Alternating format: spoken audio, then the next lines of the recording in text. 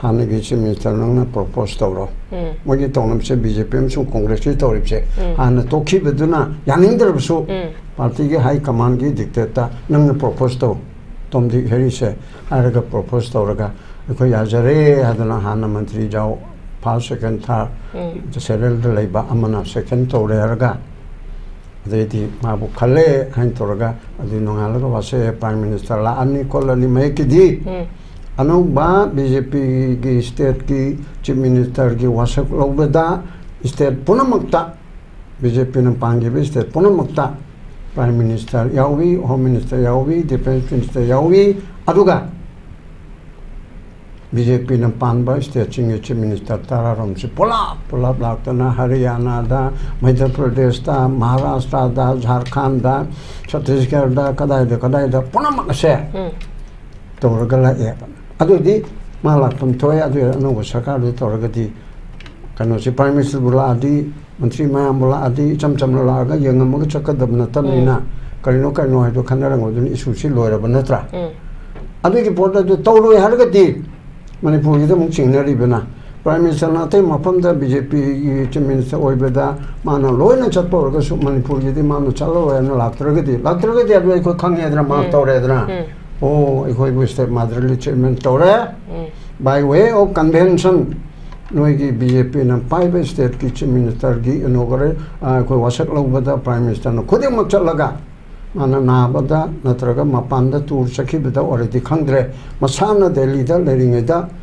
BJP Sarkar Semita Malwani Chalak Kuchala from Topanaba. I won't talk when do like to Suyaku. Yes, I know from Topani Harriet Talakadonite Manipur Gedi. Tongan report amo Manipur de Sungchat Hechalo had not locked up so dum guy, Adora de Aquina Kangoredra. Aduna Aina Tamini Biti Mayamna Pami Basi President Rulgi Kudong Sadaba, President Rul Tobukanda, Wakat Pada, Tage Suyaba, Taro Suyaba, Adum Nakau Techno Laba, Habiti Yotum Mamada, some could not some Taru Bugum, kindling the ba. I call you whether the Patrabami Amana. Later college and my mam sida individual matic shaba young so MLA wena my she ogi later kege after and college seva. Adogi power with the name. Pataba mam the Marakta, my mam Yanareka, Natraga Center na Kalapa do that. Central collector the Araro Evoko. I go to honing the Arisomaduna regional party Makarimala Agata Wadamni, Hosiki de Kana Pamadu Pangaroeva. Ado Pandra di Kege, my Amaruxida, Amakatandi. Tawlerga yanama poreka center na so happy raga koina wakat pada lawa kongma to da sujata hoina kokomina mukona phagane to da chimiti gi thong thenbada udi unarani dana armana ngamda yara or sumane ai mazumati ai ngamoy ai deli da chalaga hayama chalaga ai cabinet puraga haina du mut to hon madu yaya bako yes aduna di aina sarkar semakadori ba adu da yam pharani haibanate ai khoi wakat ta ba haibedu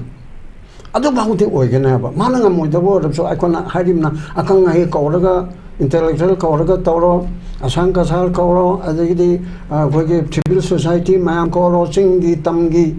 ado mayam de tawro do government of India na central government na nangi party ni yaru oidabo leragana madu de aina ngamdre ai delhi dam to takno ruge hairaga akanga he puraga chalaga thabuktu tawaba adugi gumma port ama tawgada sida adugi port do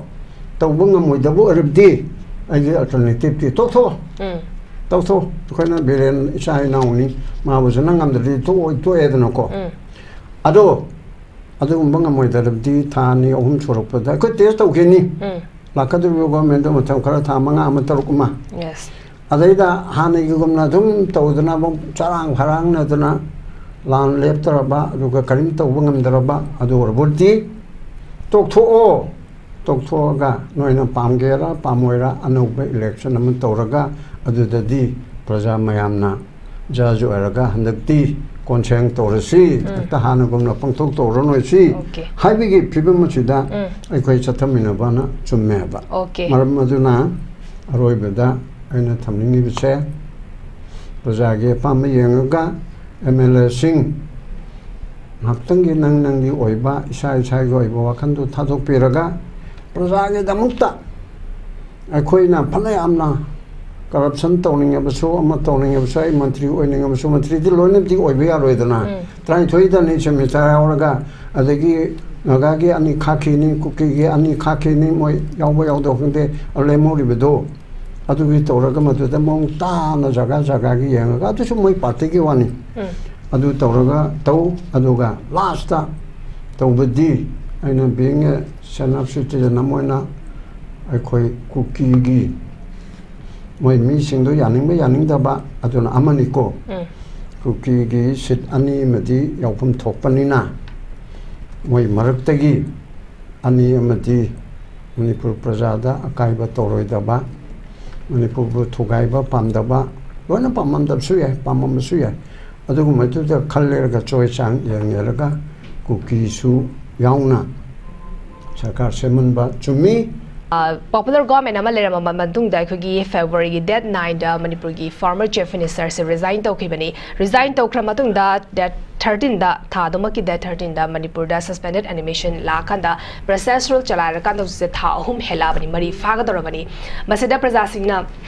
khogi leader sing se punsan biyo khoga aduga popular government ama sembiyo harga laiba potse garang ki tawjam radisham na phongdo ki ba statement da nifu mari MLA nifu mari di pullaga leire aduna government semba yabagi khoi condition da di leire haba wafang khak phongdo I masi khoina kadai faba possible outcome amani haina lobu yai masi semba ngamgadro ngamoi dori bra habi questions in ausik leire base pam kamai ta meaning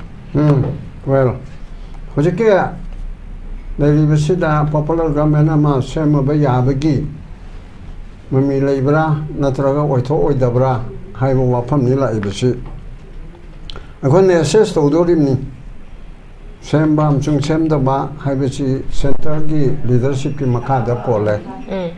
center leadership na bu semge harabadi lal legera leroira piar oibra oidabra lothoga dum yabanina moina adum semge na khanbada adum sengani adu central leadership na kari khanram bayai hojiki oiriba po kangnare sida karma mongda lakpa yai haibasi akhona khanma yaba mongda political analysis chi tawba kanda oithokpa yaba maram reasonable oiba logical oiba pota akhona khanaba tai bhapna sadana machi arupani machi arongbani haidana machi oigani oiroi haidana pangai haina ba aduna amani oiba tarabasu oigadabagi maram kalmaina no maram de piraga ojaktab sadum yaiko adi oira oi sarkar na sarkar samig wafam leite yar sangthe hini habigi adu haraga su adu maram du karigino adu ojaktab su yai ojakpa su yai sida koni yengba ba chumnagi maram yaudana blind da songoi oiroida aina khanba adu ga oini da aina khanba aduna yaro ba aduna aikogi individual oina sarkar semadu pamba pamdaba haibituna amani ko hojiki leriba situation sida leriba MLA singi oiriba mong kaida maril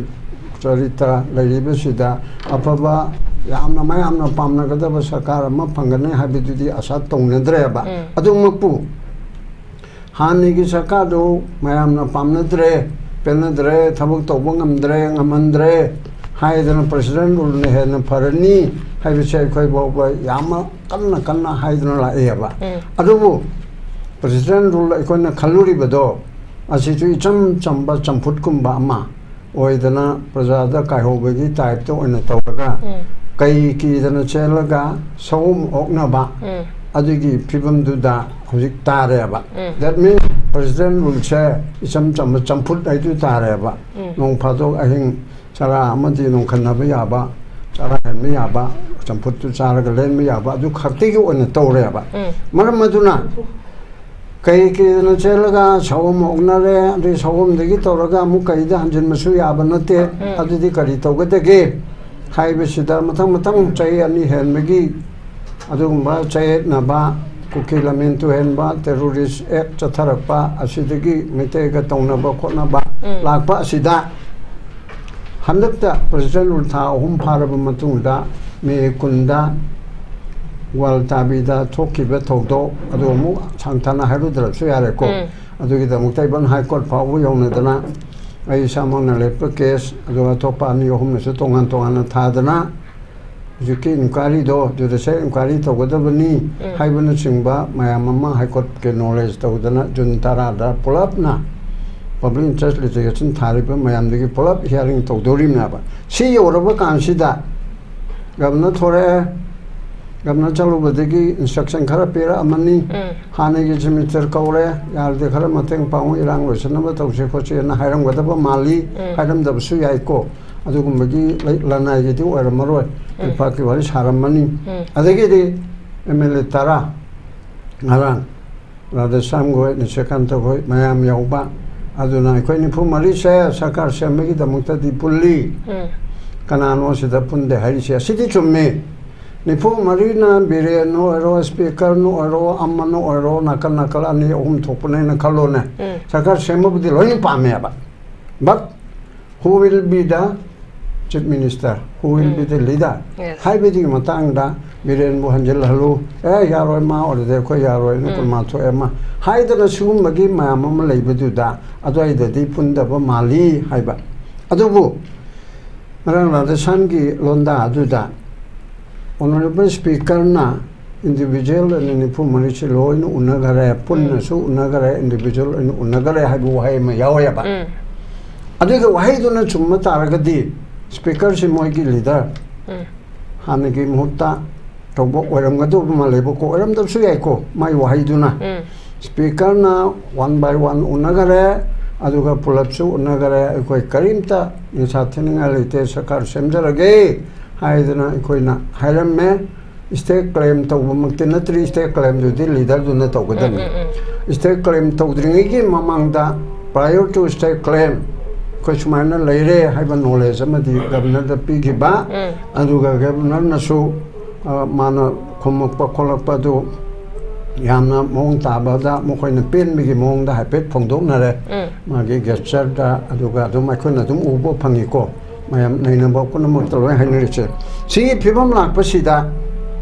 ꯑꯗꯨꯗꯒꯤ ꯑꯗꯨꯒꯤ ꯇꯧꯔꯤꯕ ꯉꯔꯥꯡ ꯎꯅꯕ ꯃꯣꯏ 10ꯒ ꯎꯅꯔꯨꯕ ꯀꯥꯟꯗꯨꯗ ꯑꯃꯨꯛ ꯁ꯭ꯄꯤꯀꯔꯁꯤ ꯗꯦꯜꯂꯤꯗ ꯀꯧꯔꯛꯑꯦꯅ ꯍꯥꯏꯔꯦ ꯆꯨꯝꯅ ꯃꯔꯥꯅꯥꯏ ꯆꯠꯈꯤꯕ꯭ꯔꯥ ꯆꯠꯇꯕ꯭ꯔꯥ ꯍꯥꯏꯕꯒꯤ ꯌꯦꯠꯅꯅꯤꯡꯉꯥꯏ ꯂꯩꯇ꯭ꯔꯦ ꯀꯧꯔꯛꯑꯦ ꯍꯥꯏꯔꯦ ꯉꯁꯤꯁꯦ ꯅꯨꯡꯊꯤꯟꯒꯤ ꯆꯦꯐꯣꯡꯗꯁꯨ ꯌꯥꯎꯔꯦ ꯑꯗꯨꯒ ꯑꯇꯩ ꯑꯇꯩꯗꯁꯨ ꯊꯥꯒꯠꯂꯛꯄꯗ ꯄꯤꯛꯆꯔꯒ ꯂꯣꯏꯅꯅ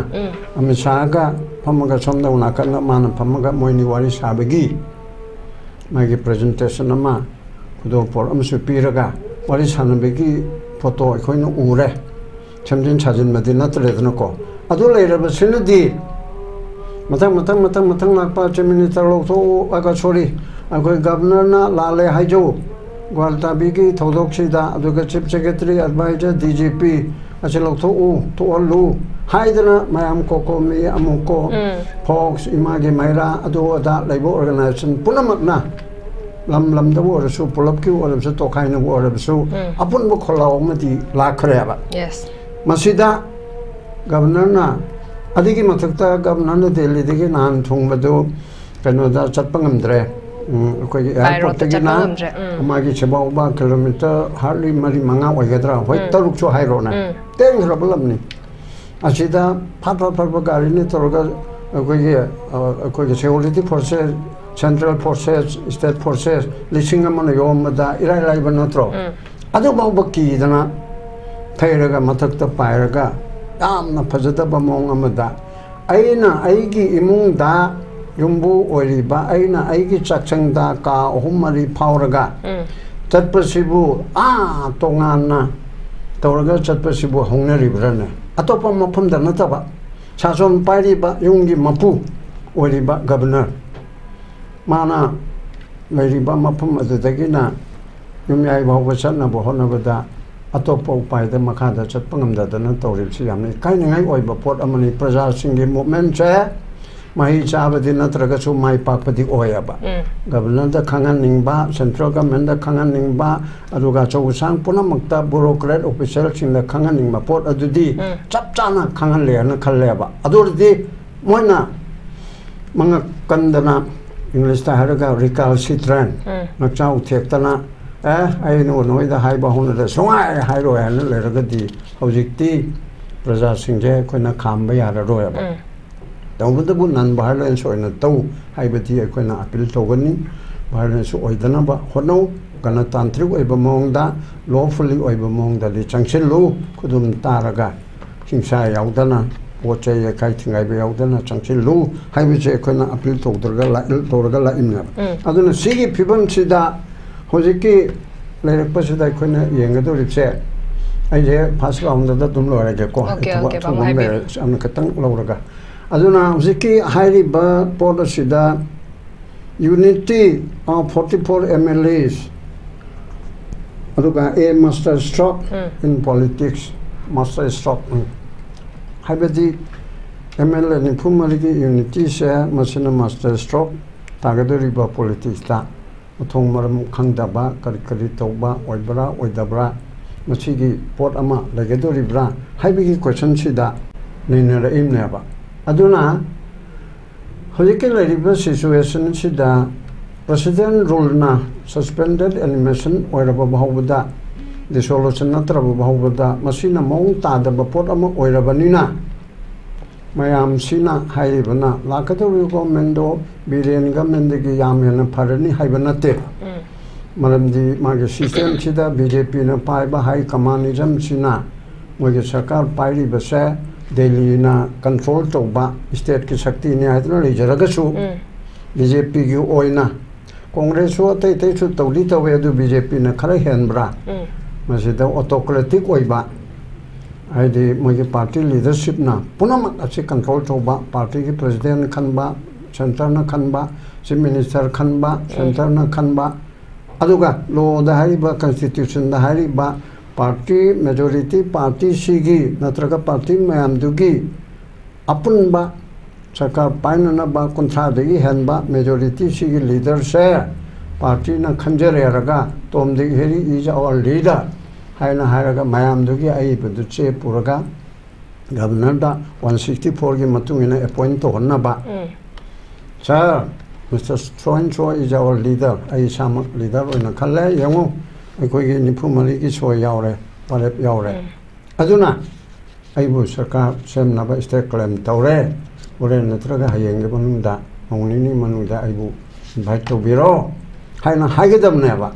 ꯑꯗꯨꯒꯤ ꯍꯥꯏꯒꯗꯕ ꯄꯣꯠ ꯑꯗꯣ ꯃꯗꯨ ꯂꯣꯗ ꯑꯗꯨꯃꯥꯏꯅ ꯇꯧꯒꯗꯕ ꯄꯣꯠꯇꯣ BJPꯒꯤ ꯁ꯭ꯇꯥꯏꯜ ꯑꯣꯐ ꯐꯪꯁꯅꯤꯡꯁꯤꯗꯗꯤ ꯑꯣꯇꯣꯀ꯭ꯔꯦꯇꯤꯛ ꯑꯣꯏꯕꯅꯤꯅ ꯃꯁꯤꯗꯤ ꯑꯩꯈꯣꯏꯒꯤ ꯁꯦꯟꯇꯔꯅ noi mayamgi leader lerabra akhogidi lejare na haibaduda adu arasu moina mukki badagi center na bu tawra badi akhogi pamabudi speaker pamjare pramanam niko adu khukma thoi koni thoigidi adu orbodi adu su center na khalakpado ikhoi yai haibugum magi mongda yes adaga somda na kanna ikhogidi mi kharana muka haire masing kayano khangdra aduna ko hanigi biren pami bu haire bisu adu migi pena bu leibudu da choi sang chi yengera center na achumba politics tawge di ho moi kontraga tare leiba BJP manungda adu mateng pangba singduga ifumali orgeda ba contract tare orabedi majority se kanano oi taramapan kunma thoin oire kunma thoigi leader se biren sindo u sarkar sembiu anuba sarkar sembiu haiba mamangda prime minister da memorandum pigi beda kunma thoi oraborti contract tareki tangkhai degi di helabanina o somna kanna kunma thoi de somna na kanna kaya tara mathoi ni tho hundo lere ade mateng pangchalak pasing duga chitare ira laiba natro okay adu di masing yami ba asigi marukti ke khanba chumgadaba male hairaga hanagi toribo kholi toraga moina formally amu la kanda assembly da natraga party office da moi pulhal leraga leader se hanagi chief minister nangna propose tawro mogi tongnam se BJP sum congress li toripse hana tokhi beduna yaningdar su party ge high command gi dictator nangna propose taw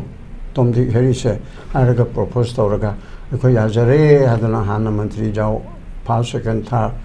several leiba amana second to rega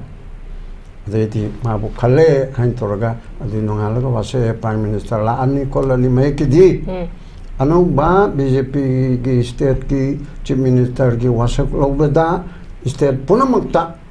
BJP na pangi be state punamakta prime minister yawi home minister yawi defense minister yawi aduga BJP na panba state chief minister Tararam se pulap laktana Haryana da Madhya Pradesh da Maharashtra da Jharkhand da Chhattisgarh da kadai da punamak se toragala e adu di malakam toy adu anu sarkar du toragadi kano si prime minister bula adi mantri mayam bula adi cham la ga yengam ga chakadabna tamina kalino haido khanarang odun isu si loiraba natra adu ki porta du tawlo hargadi Manipur is the Muxinary Bena. Prime Minister Nate Mapanda, BJP, Chief Minister Oibeda, Mano Loina Chapo, Manipur, the Mano Chalo, and Latragati. Latragati, I could come here, Mantoredra. Oh, if we wish that motherly chairman Tore, by way of convention, Noigi BJP and Pipe State Kitchen Minister Gi inaugurate, Wasak Lobada, Prime Minister, Kodimachalaga. Mana Nabada, Natraga, Mapanda, to Sakibita, or the Kandre, Masana, the leader, Leringeda, BJP, Sarkaram, Semita Mal, Venetia, like Kuchala, from Topaneva. I want to open do like to Suyaku. Yes. I know from Topane Harriet, Talakadonate, Manipur Gedi, Tongan, Portamo, Manipur, the Suncha, Hetalo, and not like the Sudum Guy, Adora, the Aquina, Congo Redra. Aduna. I know Tamnibiti, Mayamna, Pami, Basi. President rule ki khudong sadaba President rule tawakanda wakat pada tage suyaba talo suyaba adum ngachau thekna leiba habiti yotum amada sum khudna sum tharu bugumni kaimling daba ai khoyi orabadi phatara bami amana om ta leitreng khalichine moi mamsida individual matik saba yaujarabsu MLA oina moi si ugi leitre kege ngaptane khalacheba adugi phawudna Pataba Mam, the Marakta, Moyam, Yanareka, Natraga, Center, Nakalapa, Duda, Central Collector, the Araro Evoko, a going to honing the Arisumaduna regional party, Makarimala, Agata, Wadamni, Hosiki, de Kana Pamadu Pangaroeva. Adu Pangradi Kege, Maraxida, Amakatandi. The Lerga Yanama for Eka Center, so happy Raga, Quina, Wakatpada. Lauba Kongma to the Suzata, Hoina, Kokomina, Mukona Pokerito, the Chimitiki Tong Tenbeda, Udi Unaranidana.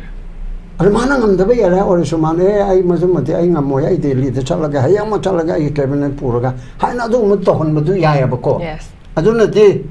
I know Sakar Shamakadoriba, I do the Yamparani Hibernate. I could you walk a tab Hibedu.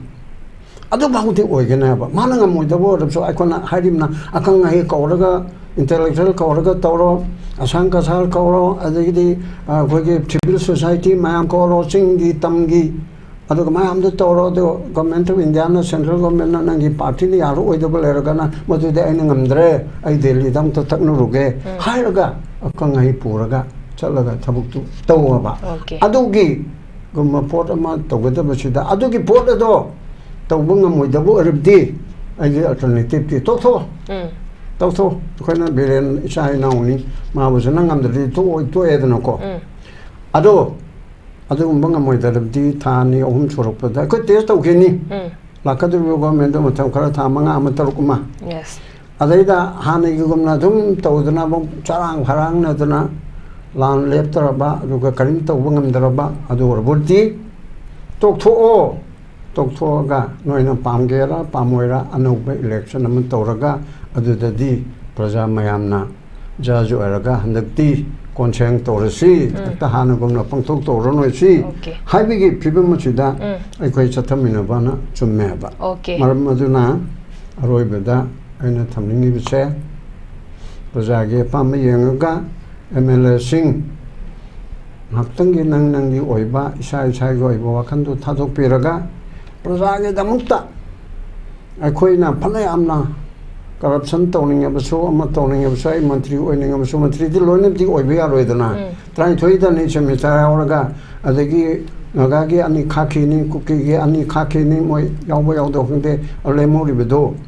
Adu Toragama to the Monta, Zagagi, and got to show my particular. Adu Toraga, Tow, Aduga, last time. Tobadi, I know being a synopsis in the Namoina, I quite cookie. My missing the Yaning Daba, Adun Amaniko. Cookie sit Ani Madi, Yopum Topanina. My Maraktagi, Ani Madi, Manipur Prasada, Akaiba Toroidaba, Manipur Togaiba, Pamdaba, लोना पाममदबसु याय पाममसु याय अदुगुम मदुदा खल्लेरगा चोय चांग येंगेरगा कुकीसु याउना सरकार सेमनबा चुम्मी अदुगा अरानबा terrorist की एक तोरीबा दुदी मैथै वरो नागा वरो कुकी वरो पांगल वरो अदुदी गवर्नमेंट तुना फाजना कंट्रोल तोबा तारे with the help of the center okay अदुगा illegal immigrants सिंग से लोग तोबा तारे foreigner act 1946 ची फजन सी नंबर तारे NRC चल न तारे NRC सु सेंटर ना तौरो इशु हाइदा बनीना मतम ने खर चंगनी okay अदुना सिंग बदु तौबा चुम्मी हाइजना सुमाइना अरबेदा थमजे okay pamu yam phajana thambikre kogi अखोगी पॉपुलर गवर्नमेंट अमा सेमसे पामी प्रजासिंग ना पामी बट करिगुंबा सेमकदोरिबा गवर्नमेंट अदुना हाना गुमना अखोगी लेथोइबा मणिपुर की लेरिबा इशू सिंग से फसना अखोगी मायुकनाबा अमदि इशू सिंग से लोशनबा होना द तारगदी मदुसो दुम गवर्नमेंट अमा लई हाबगी केमता काना दबदो ओइगदी अदुइ तारगदी अखोगी लेतना अखोगी फ्रेशमेंट अमा से तौबना अदुगी मतिक फाबो ओइकनी हाबा वाफमदनी थम्बि साम नुगाजे